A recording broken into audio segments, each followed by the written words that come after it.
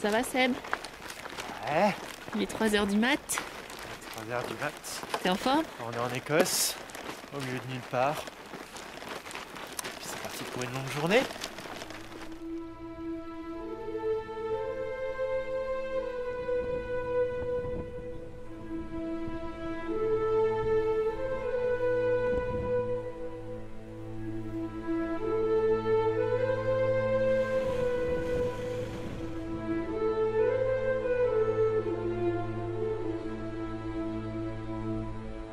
Selman, c'est un triathlon au format Ironman qui se déroule en Écosse, dans les Highlands, autour du petit village de Torridon et de Shildeg, sur la côte ouest, donc au nord-ouest de l'Écosse. C'est un triathlon qui fait partie de la famille des triathlons extrêmes, avec le Norseman et le Swissman. On commence par la natation, par 3,8 km de natation. L'eau était à 10-11 degrés.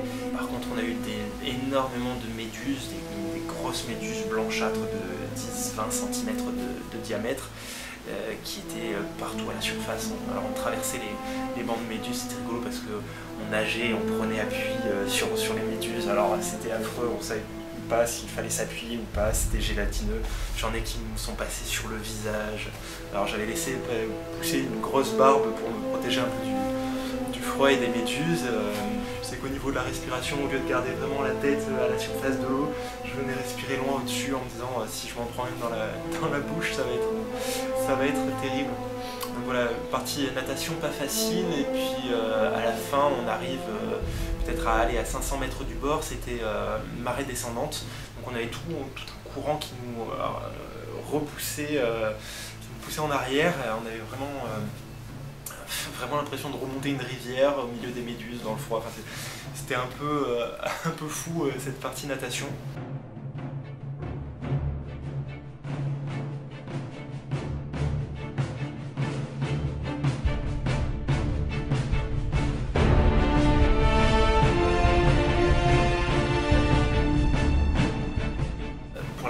Cette année, je m'étais quand même bien préparé au froid.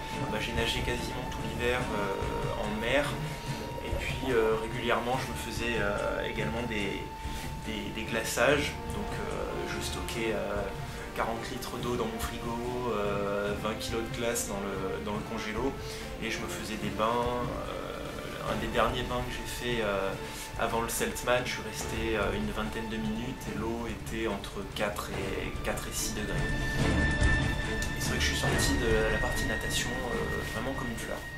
J'ai bouclé ça en 55 minutes. Je suis arrivé au parc à vélo en 13e position. J'ai fait une transition assez rapide et j'ai attaqué le vélo. J'étais 5e de la course.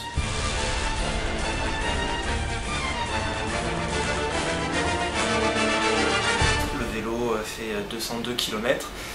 La distance a été rallongée par rapport à une distance Ironman parce que le parcours est relativement plat, assez vallonné.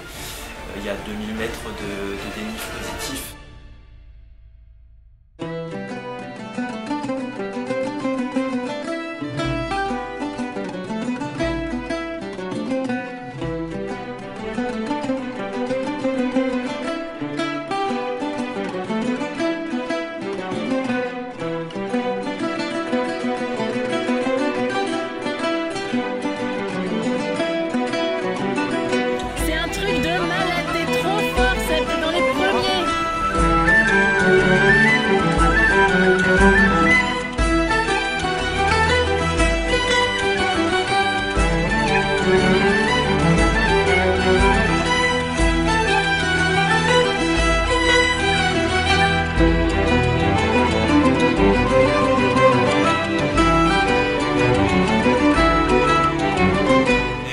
De cette course, c'est qu'il n'y a pas de ravitaillement et c'est ta famille qui doit te suivre et te ravitailler principalement sur le vélo.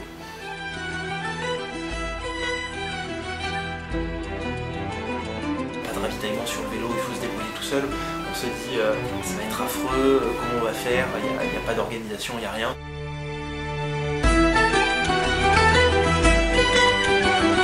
Tout le long, ils m'ont soutenu, ils m'ont aidé, ils m'ont à manger, à boire et finalement c'était une super expérience.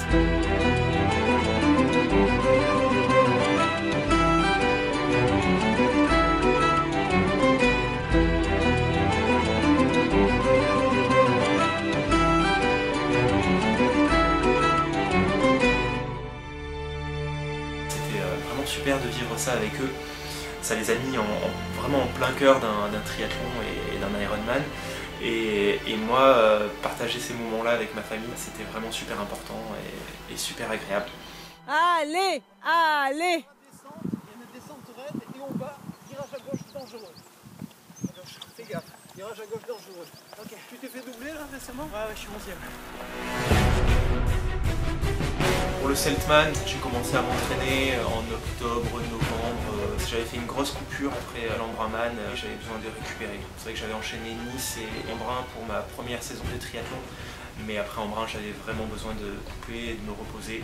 J'ai repris l'entraînement assez cool en octobre-novembre, un peu plus en décembre, mais je suis vraiment rentré dans le vif du sujet début janvier.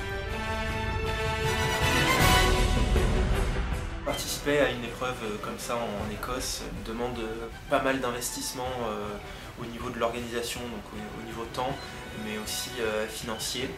J'ai monté un dossier de demande de sponsoring que j'ai envoyé à quasiment toutes les marques de triathlon et les magasins de sport de ma région.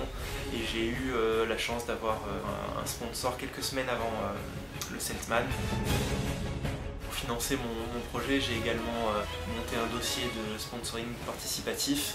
Grâce à l'aide d'un peu tous mes amis, tous mes proches, j'ai pu financer en partie mon expédition en Écosse. Le voyage a été un peu épique pour aller en Écosse. Le mercredi matin, il y a eu de très gros orages. On a mis plus d'1 heure pour rejoindre l'aéroport et ils ne nous ont pas laissé embarquer. Ils nous ont gentiment demandé de revenir le lendemain en nous faisant payer 480 € de plus. On est revenu donc le jeudi matin. Cette fois, c'est eux qui avaient 3 heures de retard à cause des grèves en France, ce qui nous a fait rater notre correspondance. Il a fallu attendre 8h30 le soir à l'aéroport de Londres pour pouvoir rejoindre enfin Inverness. À 2 jours de la course, on est parti de Grasse le matin à 5h et on est arrivé dans notre logement près de Torridon le soir à 2h du matin. J'étais un peu fatigué, énervé et à me dire que tout jouait contre nous et que c'était pas de très bon augure pour la course du surlendemain.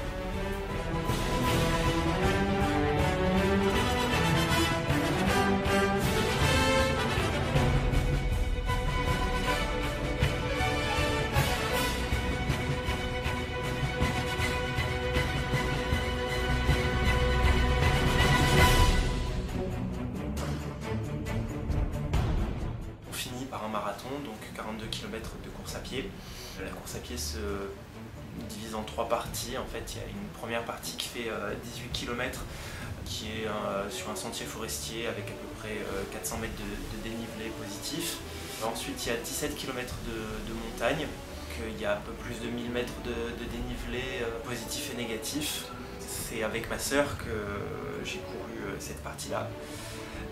Ma sœur s'entraînait depuis plusieurs semaines pour cette partie montagne pour m'accompagner. Et enfin, 8 km de route pour rejoindre l'arrivée.